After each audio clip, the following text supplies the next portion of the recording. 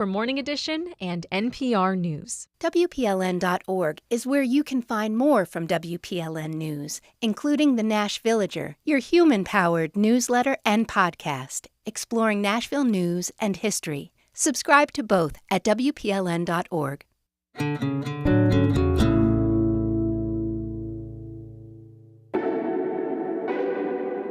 From Nashville Public Radio, I'm Blake Farmer, and this is Nashville.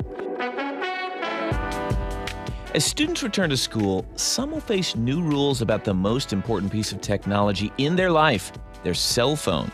The Tennessee legislature passed a new law that bans cell phone use during classroom instruction, but school districts have to decide how far to go. Just say they're not allowed? Every teacher's policing. But take up phones at the start of the day, hand them out at the last bell, you've got another set of challenges. We're looking at the full spectrum of screen policies, and it's Thursday, your turn to talk. We're taking your calls. Our struggle with screens after the news. This is Nashville. Sharing news and stories from the voices of Middle Tennessee. This is Nashville. Our show is made possible by Music City Prep Clinic. This is Nashville is in service to you. So if you have an idea for the show or feedback you'd like us to hear, leave us a voice message at 615-751-2500. Live from NPR News in Washington, I'm Louise Schiavone. U.S. trade relations with Mexico remain somewhat up in the air as President Trump announced today that in their case he is extending tomorrow's tariffs deadline by 90 days. The rate will sit at 25% until issues between the two nations are resolved. The president has set tomorrow as a deadline for tariff decisions involving dozens of countries. As NPR's Scott Horsley reports, the idea has been to boost U.S. prosperity by leveling the field in international tariffs. But how this is playing out remains to be seen, as the chairman of the Federal Reserve has noted. Chairman Jerome Powell noted yesterday that the government is collecting around $30 billion a month in tariffs. That money has to come from somebody. Powell said so far it doesn't look as if foreign companies are picking up much of the tab. Instead, it's mostly being paid by U.S. importers, retailers, and, in some cases, consumers. NPR's Scott Horsley. Multiple national security officials who previously served under President Biden have recently been ousted from government or had job offers rescinded. NPR's Jenna McLaughlin reports those moves often follow social media outcry from far-right activists. While it's not uncommon for presidents to clean house and appoint their own advisors across government agencies, the Trump White House may have taken that tradition to a new level. In recent months, top national security officials have been pushed out of senior government roles. Many don't have a political background and have served under Democratic and Republican administrations. That includes April Doss, who spent over a decade serving at the National Security Agency, most recently as its top lawyer, and Jen Easterly, the former head of DHS's cyber agency, who had a West Point job offer rescinded. Right-wing political activist Laura Loomer had pushed for both removals, leading observers to believe she wields influence over the White House. Jenna McLaughlin, NPR News. Russia launched a combined air attack on Ukraine, targeting the capital. NPR's Hanna Polymarenko reports from Kyiv that, according to local authorities, at least 11 people were killed and more than 93 others were wounded. The Ukrainian State Emergency Service posted a video of a rescue operation in one of Kyiv's districts, in which a wounded man is being pulled out of the rubble. Kyiv Mayor Vitaly Klitschko says there were 54 apartments in the part of the building that was destroyed. Ukrainian President Volodymyr Zelensky called the attack, quote, vile and specially calculated to overwhelm the air defense. He wrote that it was Russia's response to the desire of Ukraine, America, and Europe for peace. Zelensky also called on Ukraine's allies to make efforts to bring Russia to the negotiation table. Hanna Polymarenko, NPR News, Kyiv. On Wall Street at this hour, the Dow down 26 points, the Nasdaq up 203. This is NPR News. A major change in offshore wind energy development. The Trump administration's Bureau of Ocean Energy Management is rescinding all designated wind energy areas in federal waters. Offshore wind lease sales were anticipated off the coast of Texas, Louisiana, Maine, New York, California, and Oregon, as well as in the central Atlantic. A large group of nonprofit organizations is pushing back against the Trump administration's move to allow houses of worship to endorse political candidates. NPR's Jason DeRose reports they warn that doing so could politicize their work. More than 1,000 groups have signed on to the letter that says the move erodes public trust and threatens the independence and integrity of the entire nonprofit sector. In a court filing earlier this month, the IRS said the 1954 Johnson Amendment, which bars houses of worship from endorsing candidates, should not apply to political speech during worship services, meaning clergy could make endorsements from the pulpit. Among the groups signing the letter are the National Council of Nonprofits, Public Citizen, and the Interfaith Alliance. Jason DeRose, NPR News.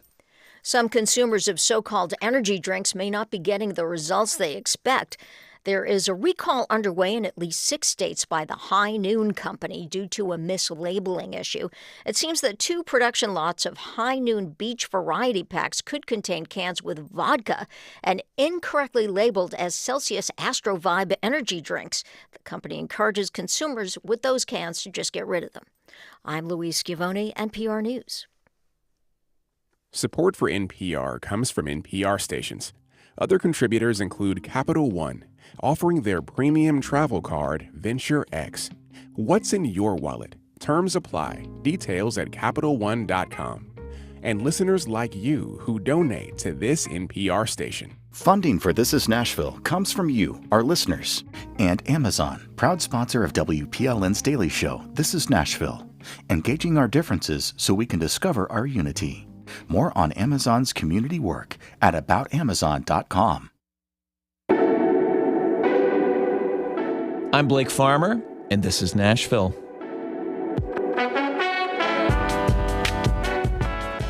Cell phones are now seen as a necessity, even for many students in middle school.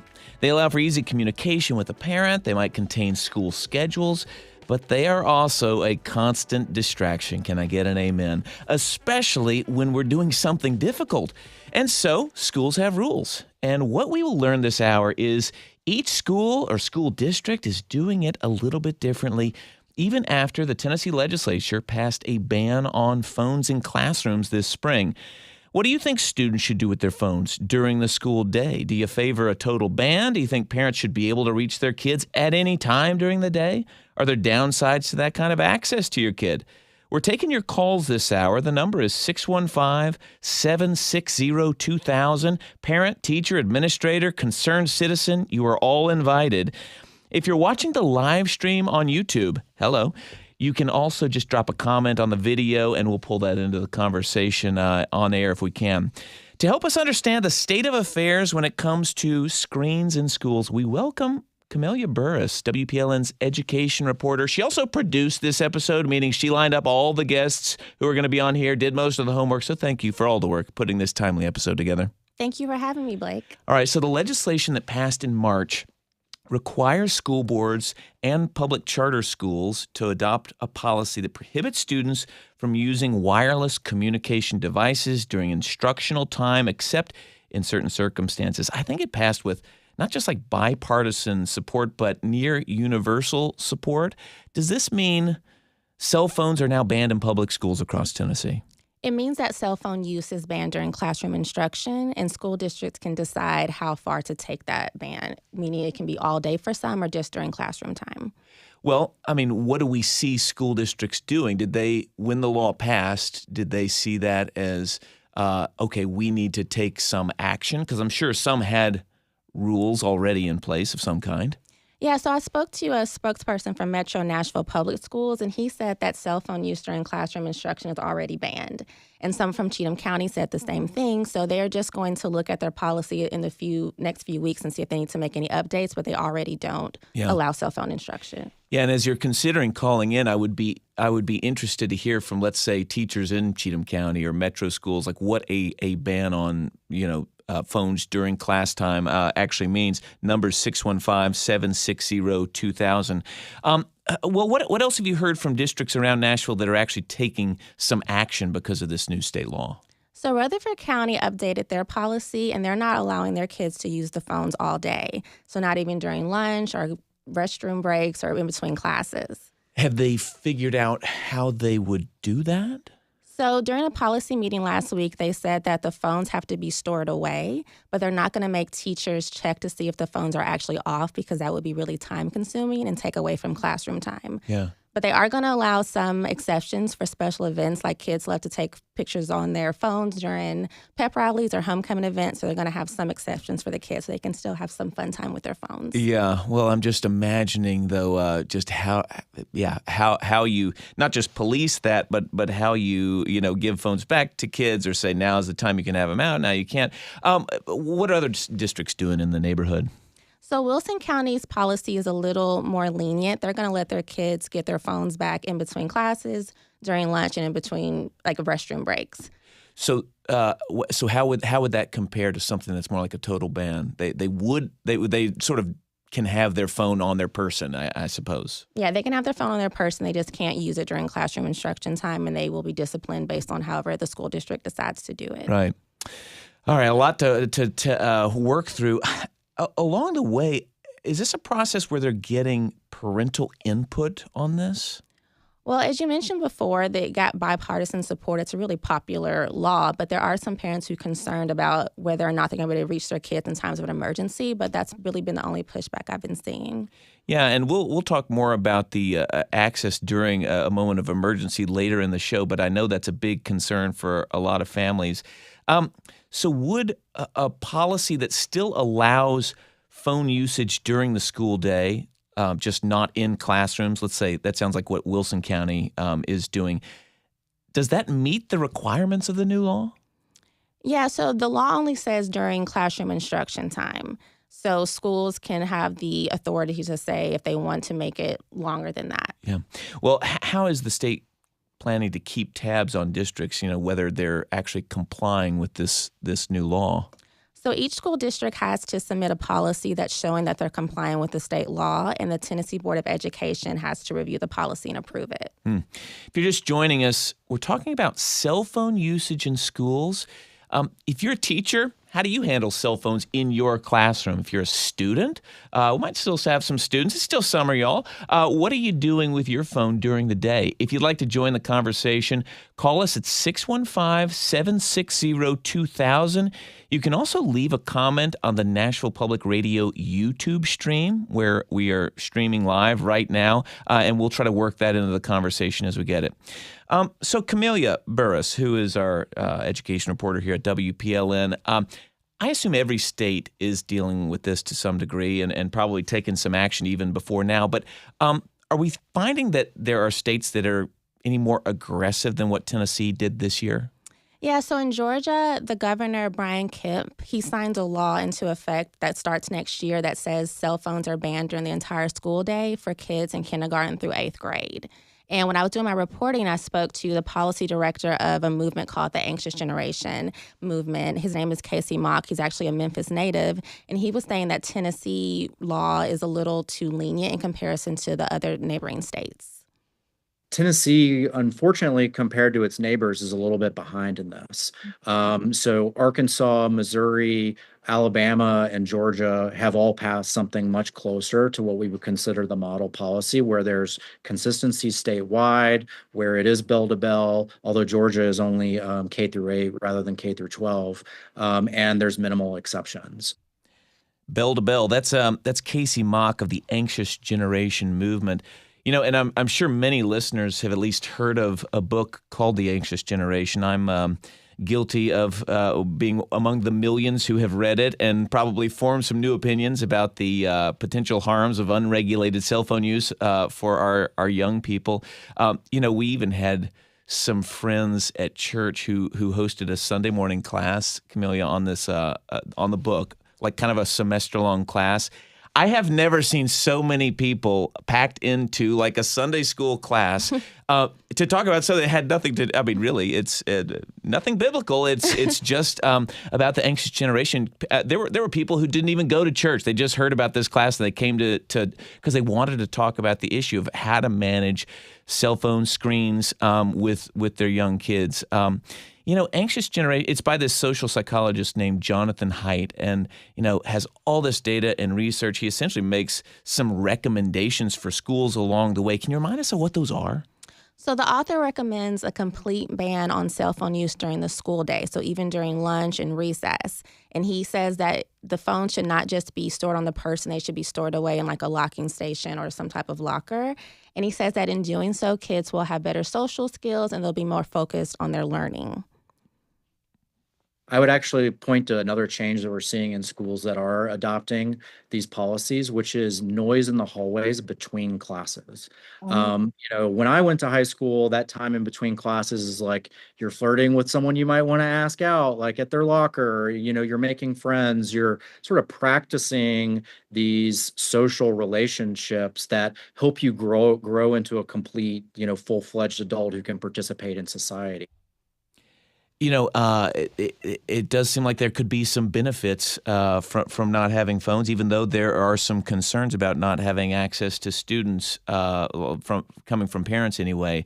Camellia, are we seeing many Tennessee school districts who are really considering what Mock calls going bell to bell and really going phone free? Most of them are still just going to use the same policy they had about just during cell phone instruction. I think the closest one is the one I mentioned in Rutherford County, where they are doing the bell-to-bell policy, but it's still not as strict as what's talking about it in the book because the kids can have the phone on their person, and the teachers don't check to see if they're off or on, so that could get a little tricky for the kids, I'm sure. Do you anticipate that school districts that every school district will take some sort of action, even from those that we have not really heard from? Does it feel like everybody needs to do something in regards to this state law this year? Yeah, because the law went into effect on July 1st, and with school starting for some people tomorrow and then other places early next week, they'd have to update their policies to make sure that it's reflected in the law and submit it to the Tennessee Board of Education. And if a parent wanted to have some input, even if a school district wasn't really inviting it, do we think there is a pretty simple way that they could offer their opinion on what their public charter school or their school district should do? Well, I know I watched the Rutherford County School Board meeting last week, and they were talking about student input. So I would imagine that parents can also provide their input and probably go to some of those board meetings as well and voice what they think is concerning about the policies. Well, Camellia Burris is WPLN's education reporter. Thank you for putting together this timely show. We have much more to talk about. We do need to take our first break. Up next, we're going to hear from a public charter school that is 1 year into being phone-free. Would you like to see phone-free schools? Do you see any downsides to pulling phones out of kids' hands every day? We'd love for you to join the conversation. That number is 615-760-2000. You can also comment on the live stream at the Nashville Public Radio YouTube page where we're streaming right now. That's youtube.com/@WPLN. We'll be right back. Funding for This Is Nashville comes from you, our listeners, and Community Foundation of Middle Tennessee, working to help donors make more possible through the power of community giving. More at cfmt.org. And UT SWARPS, for 50 years providing research, technology, and field-based programs aimed at improving public systems, strengthening communities, and supporting families. Details at sworps.org. And the Hal Allen Clinic, specializing in minimally invasive robotic spine surgery and laser brain tumor surgery. For 40 years, the neurosurgeons of the Hal Allen Clinic have been national leaders in brain and spine surgery. I'm Jeremy Hobson. Next time on The Middle, are you worried about crime where you live? President Trump has said crime is rampant, especially in cities. In fact, crime rates have been falling after a spike during the pandemic, but perceptions of crime rates can tell a different story. So is crime an issue where you live? And what do you want to be done about it? We're taking your calls next time on The Middle. Tonight at 8 on 90.3 WPLN News.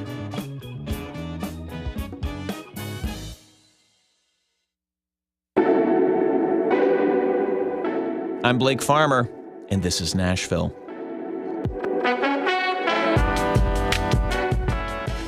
We're talking about screens in schools this hour. A new Tennessee law is having school districts and public charter schools revisit their policies.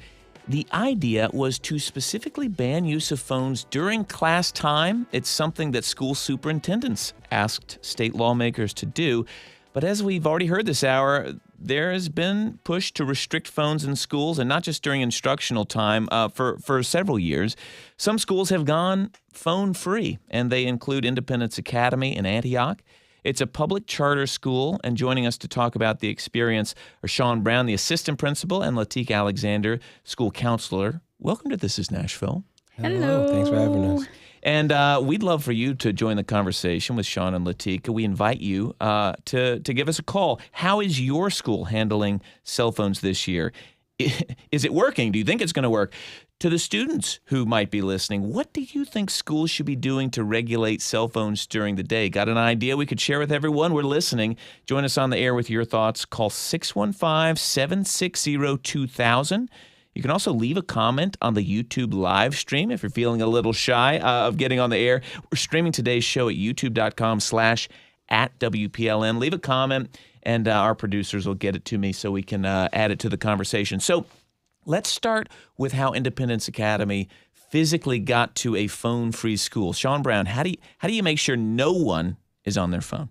We use, currently we use the Yonder pouch system. I've heard of these. And I joined the school around the end of last year. LaTika could probably talk about how we started. But the system basically is a pouch that locks with like a magnetic lock. Students put their phone in a pouch when they enter the building beginning of the day. They keep it in the pouch. They keep the phone on them. And then we set up unlocking stations at the end of the day where they can unlock and pull their phone back out when the day's over. You know, I had to watch a video to understand how, because I've heard about these Yonder pouches, and that Yonder seems to have the corner on this market at the moment. I'm sure some other companies will pop up. But so you're saying that the kids have the phone on their person. Correct. Mm-hmm. But it's in a pouch. Right. That locks to the point you cannot open it. You cannot. Wow. And then how do they get their pouch open? So at the end of the day, for instance, like when the bell rings, the day is over, when they're leaving classrooms, they walk into the hallway. Unlocking stations are posted in like 7 different places around the school building. Uh-huh. You put your phone pouch to the locking station, and the magnet will unlock it, and you can open it and take your phone out. So do the students keep the pouch with? It's like their pouch. Yeah, it's your pouch. It's assigned to you. Year. Yep. Mm-hmm. And LaTika, I guess if you were there when this went into place, Mm-hmm. I mean, how did you all decide that was the route? So it was rolled out due to a lot of students just having challenges with being attentive in class. We also noticed with some of our behaviors that children were also planning such things as fights and things like that. And so they were like, what is a way that we can eliminate the planning of such things happening in school? You're saying that the fact that they have their phone on them and they're texting each other, or they're on Snapchat, that it was actually leading to behavior problems that didn't really involve the phone. It just, because they were there was a background chat you couldn't see. Right. And so when, certain incidents would happen, they would have to come and talk to like the principal or our culture team, and they would see that things had been planned all day. And like you could have known about it if you were on the chat. Yes. Yep. And they also would definitely tag many students so that other students would know, but none of the staff would know. They weren't tagging teachers, were they? No. Talk to me about sort of physically how you all decide to go this pouch route where it's like the locking pouch. I mean, because I assume you buy like a system from this company and it's a pretty big investment. I'm pretty sure. Yes, they did tell us the amount. I'm going to be yelled at because I don't remember the exact amount, but it's okay. But we just re-upped and basically bought 150 or so pouches for this new school year to make up for what we needed. Really? And yeah, it's a few $1,000s to get all the pouches. Right. But I assume if you're thinking of some other way to do it, are there other options that were considered?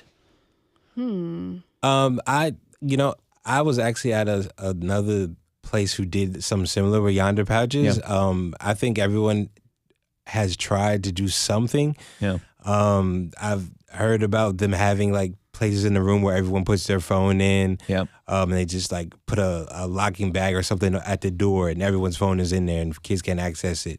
I was at a school years ago who like put them all in the dean's office area, and they were in a cabinet locked up. Like everyone's trying something to do. I think with high school in particular, the desire to have your phone on you weighs a lot, and so like at least you know where it is and it's on you, even if you're not accessing it. Oh, that's interesting. That it might make people more uncomfortable if they have to actually, part with it. There was some anecdote, I think it's in the Anxious Generation book, where it was like kids were saying, well, I would just bring a fake phone and turn it in. They did it. Yep. Really? Yes. The burner phone is a thing. Yes. It's a new meaning to the burner phone. While he's on the line, we'll go ahead and go to our first phone call. Matthew in Nashville. You're on This Is Nashville. Hey there. Thanks for having me. I just wondered why I don't know of any particular software that would serve this function, but I work in IT and in corporate environments and have for quite a long time. And they do employ different types and brands of management software that can be installed on Android and iOS devices that have the potential to restrict access to certain functions and things, and could even possibly be controlled by like a teacher in an environment, so that like when students need to be paying attention when class starts, they turn on this restriction. And then they might even be able to add exceptions to those restrictions, say, to allow for texting with a parent or parents, guardians, and to allow phone calls from specific numbers to still come through and ring the phone. And then you don't have to worry about locking devices. There's no liability of taking devices from students. You know, if a teacher breaks something, what do you end up, school is not going to want to pay for $1,000 plus phone. Yeah, I could see that would be a real issue there. Matthew, you raise a really interesting point, and I appreciate you adding it to the conversation. And yeah, no doubt about it. I mean, where I last worked, there was some sort of app that you had to download on your phone that gave the company some sort of control if you lost your phone, that kind of thing. So I could imagine there's some way that somebody's working on that, Matthew, is my guess. But so yeah, thank you for adding it to. If you'd like to join us on air with your thoughts and feelings about smartphones in schools and your direct experience, especially you're a teacher, you're a student, an administrator, the phone number is 615-760-2000, or comment on the live stream. It's in the Nashville Public Radio YouTube page. All right, so we're talking with folks from Independence Academy who you're 1 year in. LaTika, is that correct? You did one school year with this. Yes. So for folks where policies are going to be changing over the next year or two, did you all have to kind of warm people up? Did you get what kind of questions did you get when you told them you had come to this decision? I remember in the beginning, there was more, of course, pushback from the students more than anything. Yeah. Believe it or not, we had more parents that were okay with the policy, especially if they were aware that their student was struggling or needing extra help and things like that. They were kind of happy about the policy. But yes, we did have parents also call, email, and all of that in the beginning. But over time, I haven't heard of anything. I don't know if Sean has had any. In terms of pushback? Yeah, in terms of pushback. At this point, it's so routine now that I don't think I've heard one student raise like, I don't want to use my Yonder. I think there's silent pushback in terms of like the rare student who does have a burner phone. But in terms of just like this makes me uncomfortable or like I'm scared for my safety. We don't really get those. Yeah. At this point, it's every day. It's kind of routine at this point. And everybody does it. Everybody does it. Well, so LaTika, what have you, as school counselor, what kind of changes have you seen in students? Maybe some, I mean, I imagine it doesn't solve everything, but like, are there real actions that have changed that, or just, what do you see? I have seen an increase in student interest in the classroom. I also have seen students who have come to me maybe and saying, oh, well, I don't think this teacher likes me. And I was like, have you ever had a conversation with that teacher? Because, most students don't want to have conversations. They want to text. So they'll be like, you know what? I should. And so I have worked with students and teachers to rebuild relationships in the classroom, and I have seen an increase in relationship building. You're saying that you almost have to remind them, like, hey, you ought to have a conversation. Yes. Don't just assume that they. How interesting. Yes. If you'd like to join the conversation, the phone number is 615-760-2000. Let me get a little bit back to some of the brass tacks here. What does happen if a student somehow gets caught with a phone? Yeah, so you put it me. So that's definitely my. LaTika did not want to answer that question. That's not my thing. If a student gets caught with a phone, they end up one way or another talking to myself or our dean of culture, and we confiscate the phone. We communicate with the parent, and we keep it in our office, locked away, until the parent comes in there to have a conversation with us and then get the phone back. And 100% of kids do not want that to happen. Definitely. So let me understand this. You're saying that if someone gets caught with the phone, they don't get the phone back until the parent comes up, right? And you all have a discussion together, right? How often? And then we give it back to the parent. I see, right. And they can decide what to do. Exactly.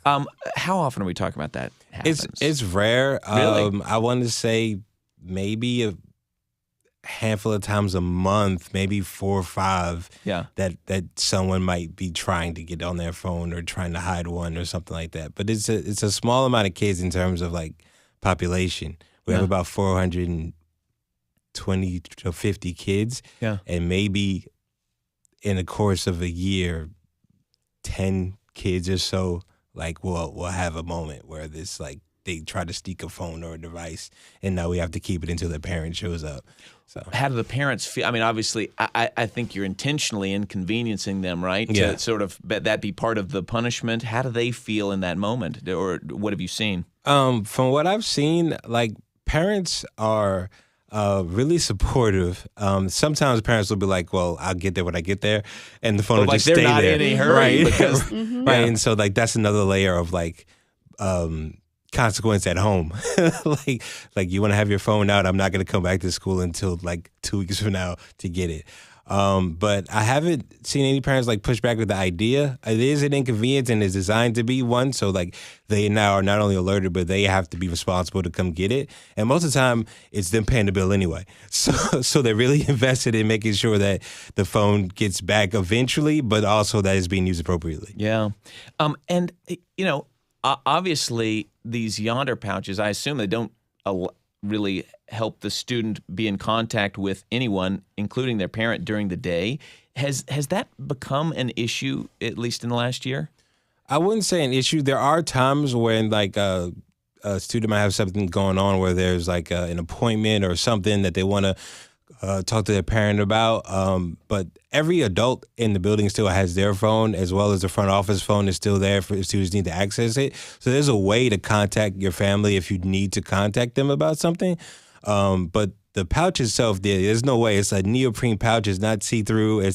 You can't do it. But kids are really okay with the idea of like having to tell someone like, hey, I need to go call because of this issue. So they can go and unlock their pouch and use, or you're saying they could just use another phone? They can use another phone. Thing open. Right. We're not going to unlock it, but they can use another phone. The unlocking stations have magnets on them that we remove during the day and put them back at the very end when it's time to dismiss. Could you, how long have you been in education? I mean, I'm not giving you a quiz here, but a while, I'm This guessing. is my 11th year. Okay. Could you have imagined that you would be in the business of like managing the phones of your students even 10 years ago, you know? Not at all. Not at all. Wasn't even thinking about it. Well, what's changed? I mean, people still, even 10 years ago, high school students would have had phones, right? What's changed? I think they're everywhere. Phones are ubiquitous, and like you need them for everything. Literally, there's an app for everything, which it has increased throughout time. So like I have an app literally for everything I can think of, and I can check my phone all day long if I really just have the freedom to and want to. And so now the teachers are really competing, not just with the idea of contacting an individual like you want to have a phone call, but also all the social media apps and anything else that might be buzzing and going off. Like all of that is competing with whatever instruction is going on in the room. Yeah. You're saying that it's not just a matter of texting and phone calls. It's like you could be on Snapchat, TikTok, whatever. Anything. There could be something pinging your attention all day. Absolutely, yeah. And I think that's increased. And so now, like, trying to teach while someone is also looking through their phone and checking their messages and checking their replies and their mentions, it's impossible. Have you been in front of that classroom where the kid, you know? So, like, as like, from a standpoint of a teacher, like, having been there and, like, when students were, like, really jumping into technology and, like, teaching high school kids and, like, it's challenging, right? And it's a hard conversation to have as a teacher to say, like, put your phone away every 2 seconds, or to ask them to give you your phone, which is, I don't recommend trying to ask a teenager to hand you their phone really? in class. So, like, having a system to where phones go somewhere and they're out of sight, or at least they can't be accessed, is helpful. Yeah. If you'd like to join the conversation, we'd welcome at the phone number 615-760-2000. Are you a teacher who's been in that classroom trying to police cell phones while you're trying to provide instruction? You a student in the seat, an administrator, a concerned citizen? We'd love to hear from you. 615-760-2000. LaTika, I'm interested in the teachers because I'm guessing the teachers don't have a Yonder pouch for their phone. Right. Has it changed behavior for how the adults in the building at Independence Academy, how often they've got their face in a screen? So from my perspective, I can say at Independence, most teachers are definitely like in their kids' faces. They are always giving instruction, getting feedback, because our school is definitely designed to, like, each class is designed to specifically get to a target goal. So every single class kind of is like timed. So with the teachers having a certain routine every single day and they're used to going through those different stages of class, I would say I don't really see that a lot with our teachers. Yeah. Yeah. Well, I didn't know if the adults have become more self-conscious of their own use of their device, as kids aren't in them, or maybe they just were interacting with kids anyway. Yeah, they've never come to me about it, yeah. so I'm not sure. Well, Independence Academy is big on social emotional skills, as so many schools have really hopped on that train, and this decision sounds like was as much about that focus than on like limiting distractions for academics, though I'm sure that's a good fringe benefit. But what did you see before going phone free that would have been like maybe holding back student growth in that social emotional area? Definitely self-regulation. So students before that I had crises every day. I had children crying, children just pulling out their phones and not caring if they got in trouble. Like, I'm going to text who I want to text. I'm going to call. I also experienced, like, some students who didn't know how to properly communicate their emotions. So those students will always come to me. So every day, all day, I had knock after knock after knock. Are you saying that something that was happening because they're tethered to the rest of the world with this device in their pocket, that was causing them strife of some kind? And they knew that they could just get on their phone and text someone or call someone. They had that access.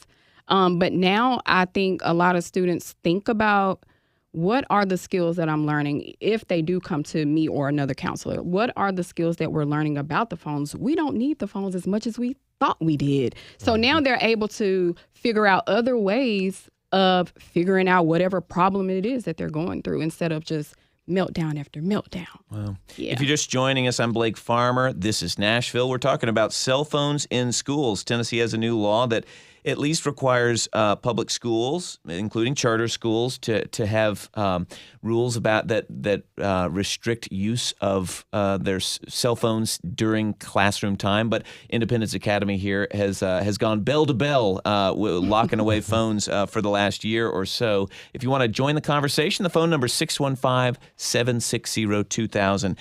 Sean, this new state law does govern public charter schools. Have you all looked closely at whether your all's policy, or at least how it's implemented in the schools, meets what is required in giving? Because the law seems to say that kids need to have access during an emergency. Mm-hmm. I'm not sure how that would work in this scenario, even though I would imagine it sounds like it would. But is that something y'all have looked at? I think like our policy fits what the government is asking for, and then it takes it a little further because of our desire to really build the like social emotional awareness and like growth in our students.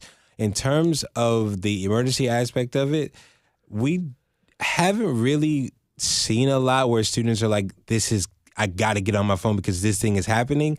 And it causes a lot of intentional relationship building between teachers and students and administrators, because like if you have something going on, you need to talk to someone before you have access to one of the other phones in the building. So like that builds in kind of another system of where like a trusted adult can actually have a conversation with you and help you through it instead of you firing off a text. Exactly. Or a phone, interesting.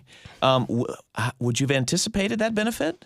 You know what? I think when I was in a classroom teaching, I wasn't thinking about it. I was thinking about like, how can I get through this lesson with kids on their phones at the same time? So I think like it's a benefit that over time has become more and more like we're more and more aware of, and I think we're more and more conscious of. Like as a school, we do a lot in order to build those like community relationships, and like we're seeing that being helped a lot by the fact that people are not glued to their devices. Yeah. Well, I'm certain there are parents, teachers, administrators listening, trying to decide what more they should do at their school, whatever that looks like. If they're in charge of it or are they just influential. Any single piece of advice you might give of people who are headed down this path? I think the biggest thing is to always prioritize the growth and development of kids. Having a system can't just be about not having your phone. It's got to also be about like, what are we doing for our students? How does that help them not to be on the phone? Like, what does it teach them? For high school kids in particular who are about to be in the real world, like, are they able to have conversations and build relationships outside of the phone? And it gives us the opportunity to be able to do that. Sean Brown and LaTika Alexander of Independence Academy in Antioch, which has gone phone-free. Thank you all for talking about what you've learned as so many schools are grappling with this right now. Thank you. We need to take a break. When we come back, we're going to look at how phones have become both a liability and a lifeline in schools. Do you want to be able to reach your student during the day? Are you a fan of going phone-free like we've been talking about? Are these policies helping you go low phone in other parts of your life? We'd love to hear from students, parents, teachers, administrators. The number to join, 615-760-2000, or leave a comment on our YouTube stream while you're watching. We're live at the Nashville Public Radio YouTube page. Stay with us. We'll be right back.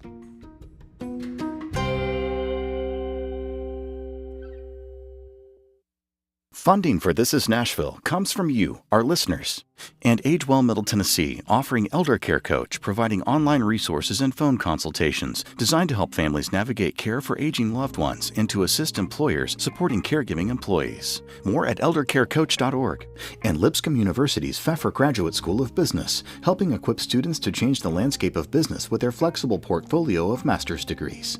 Lipscomb University, we mean business. lipscomb.edu/business. And the Franklin Theater, presenting Four Lads from Liverpool, a biographical tribute concert to the Beatles with 17 new songs telling their story, August 14th at 8 p.m. Tickets available at franklintheater.com. Thank you. The first thing WPLN needed after Congress pulled back public funding for stations like ours was to fill our immediate funding gap of $400,000 And you showed up. You gave. We met the goal. You've bought the station time and the ability to keep all our wheels turning, even as we figure out what else has changed, what other needs are emerging. We're not done running this race, but we've crossed the first giant hurdle because of you. So thank you for being an amazing, supportive, listening community. I'm Blake Farmer, and this is Nashville.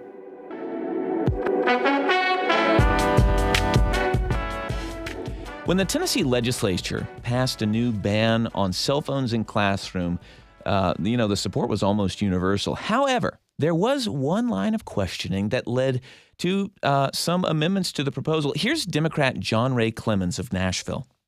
When there is a lockdown at my child's school, or there's some other instance of that nature, you're telling me that if I text my child or that he can't respond, or if he can't text me to let me know that he's okay and in a safe place. That only the school system can do that, or will I not be able to have that direct communication with my child or he with me? The sponsor then pointed out that the law does mandate school boards set up a policy that the administration would communicate directly with the parents in emergency situations, and each district or public charter school would iron out those details, ensuring that kids not having access to their phones wouldn't prevent parents from being notified about a potential emergency. The sponsor also noted that in times of an emergency, it's not exactly ideal for hundreds of kids to be calling 911, which they might do. Also said that they need to be paying attention to the direction of school resource officers rather than using their phones. For a lot of families, that is a big what if, but not for Shani Glapion, who has lived through this, having a child at a school during a shooting this year. We're going to talk about that. Welcome to This is Nashville, Shani. Hello. Thank you for having me. And if you'd like to join the conversation on the touchy end of this topic, the number is 615-760-2000. We welcome you to call or comment on the YouTube live stream. So in January at Antioch High School, a student shot two others in the cafeteria, then took his own life. One of those students did survive. It was a chaotic time, as it always is in these kinds of things. Hundreds of families suddenly realized that they were going through one of these traumatic events that you've watched on the news for so many years. Your student started at, I guess, last year as a freshman at Antioch, did not have a phone that day. Did you receive notification from the school? We received notification from the school. My wife came out of the room and said there's something going on at Antioch High, and there's a active shooter drill, or not drill, but an active shooter situation. And it was a breathtaking moment. Well, yeah. Of course, the concern was, is my kid okay? Is my student okay? And unfortunately, he didn't have his phone at that time, so we couldn't answer that question.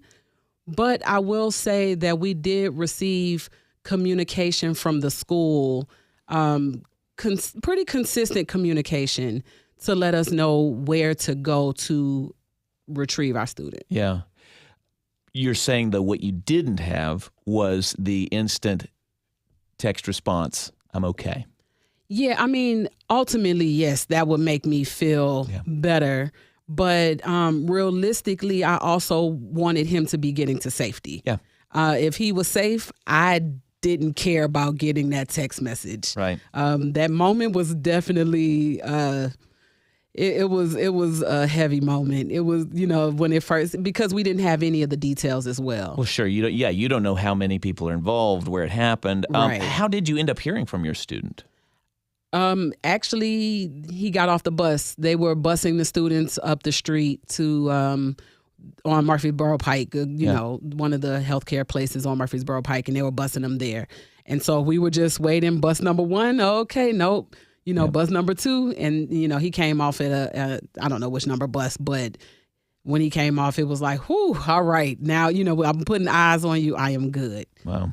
But so it sounds like you're saying you can understand why administrators say it may be unhelpful if students were communicating with all their parents. But were you at that? Because I think we had a reporter who was maybe at a station where a lot of parents had gathered, and it was just like a madhouse. Everyone's trying to text. Do you know somebody with a phone? Or you? Yep. I was waiting out there in the freezing cold. What was that like? outside of it being very cold, parents were getting information. A lot of students were saying they were safe, so the parents were fairly calm. Yeah. I can imagine that if they didn't have the phones, that there may have been a little more chaos. But at the same time, you were kind of hoping that maybe your kid grabbed somebody else's phone. But we just became guardians of my nephew, so he doesn't have our number memorized like that. Right. Or didn't have our number memorized like that. So that makes it even a little more complicated. So does your nephew have a phone now? Yes. Was this, I mean, obviously it's just a matter of time, I guess, for any teenager, but was this part of the reason you said we'd like to be able to be in touch? No, not quite. It was because he was using the phone in school that he didn't have the phone. So. Oh, really? He had a phone. It had been taken away. All right. Well, I hope he was listening to the previous part of the program. If you're just tuning in, I'm Blake Farmer. This is Nashville. We're talking about smartphones in school. They're an issue. Join the conversation on air with a phone call, 615-760-2000. I want to bring in one more related angle before we close out the hour. Smartphones do also get kids in real trouble, not just because they're breaking the rules about using a phone during class. When it comes to threats of mass violence, there's often a cell phone or social media that's involved. Aliyya Swaby is the children and families reporter at ProPublica and has worked closely with our newsroom on several projects. Welcome back to This is Nashville. Hi, glad to be here. Well, we don't even have to look very far for an example here. This month you reported on middle school cheerleaders from East Tennessee who were charged with a crime after they made a TikTok of a school shooting during cheer practice, like a mock school shooting. Remind us why that was considered a crime in Tennessee? Yeah, so in this case, it was in Greene County in East Tennessee, and they were charged with misdemeanor disorderly conduct. And I think the idea was that they disrupted school, they had people concerned in some form, and so they charged them to hold them accountable, is what the lieutenant said in the press conference, and show them that that this type of activity is not warranted, is what he said. Yeah. Well, you've been looking into Tennessee's law and students who are prosecuted, for threats of mass violence. How often does it seem smartphones and social media are involved? It's pretty often by my anecdotal count. The state doesn't track that detail of school threats.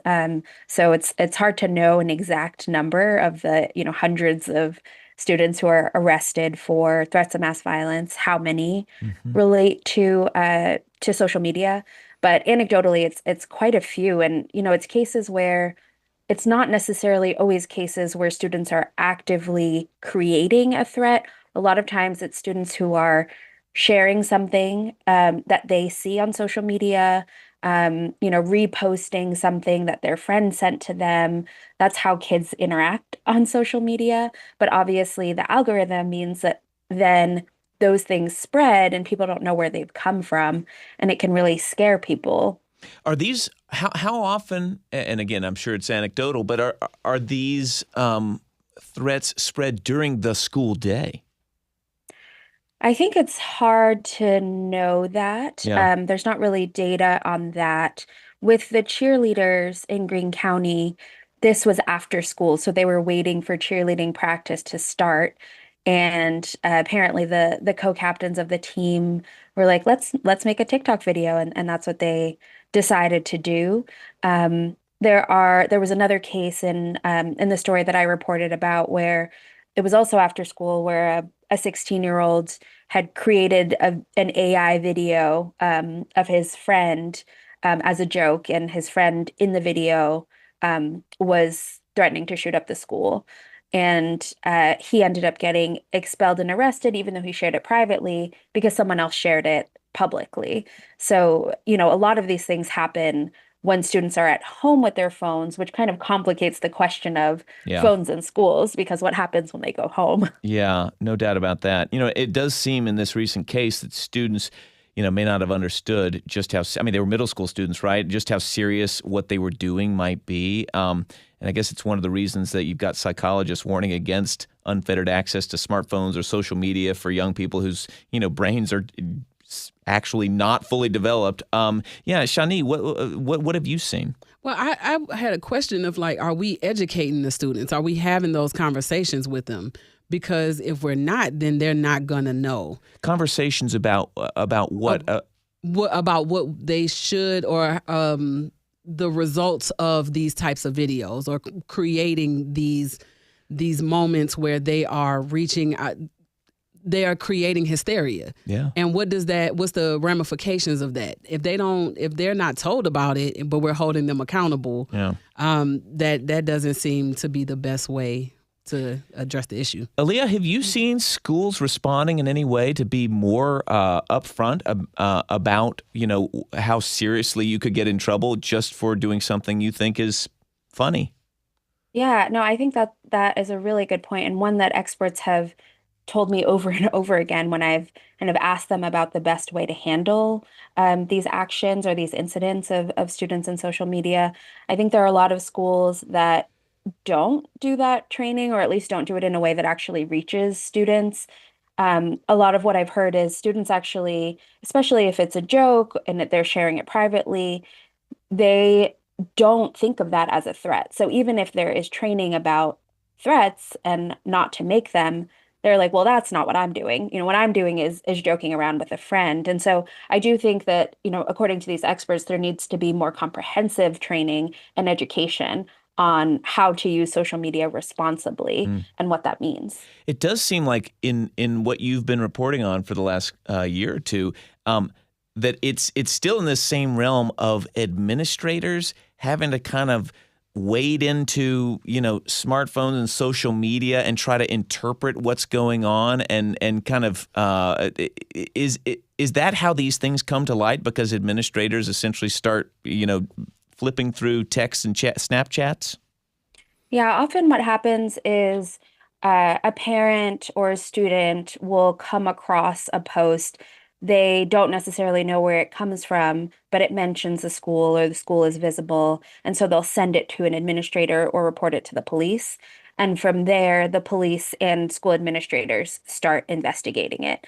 Definitely what I've seen is there's confusion from some of the adults as to, okay, is this actually a threat? Where did it come from? Like, which student does it belong to? They've had trouble connecting it to the original poster.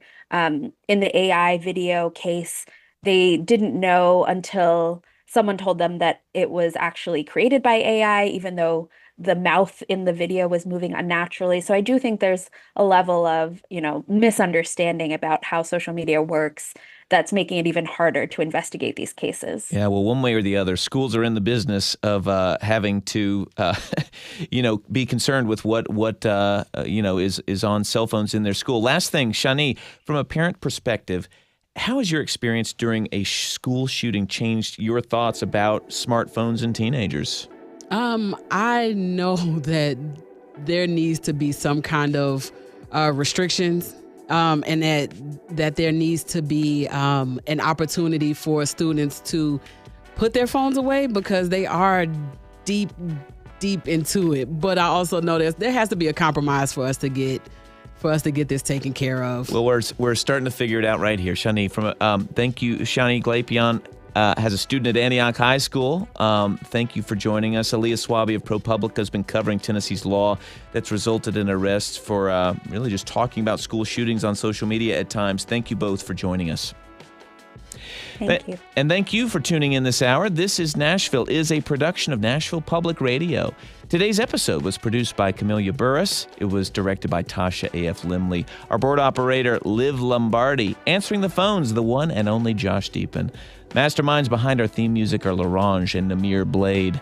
Listen back at thisisnashville.org or wherever you get good podcasts. You can also revisit the live stream on YouTube. It's also a good way to leave your comment on this issue for the world to see. It's youtube.com/@WPLN.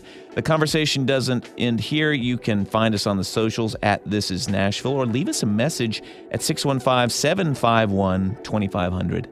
This is Nashville. I'm Blake Farmer. Go in peace. Funding for This Is Nashville comes from you, our listeners. And Blue Cross Blue Shield of Tennessee, serving the young and young at heart right here in Tennessee for 80 years. Blue Cross Blue Shield of Tennessee. Learn more at bcbst.com.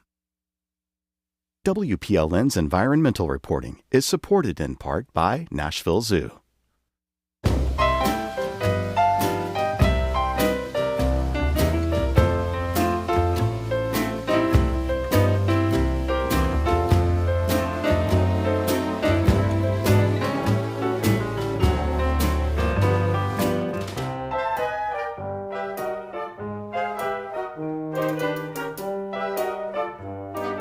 This is 90.3 WPLN, Nashville Public Radio, and 91.7 WHRS Cookeville. Nashville's home for Morning Edition and NPR News. WPLN.org is where you can find more from WPLN News, including the Nashvillager, your human-powered newsletter and podcast, exploring Nashville news and history. Subscribe to both at WPLN.org.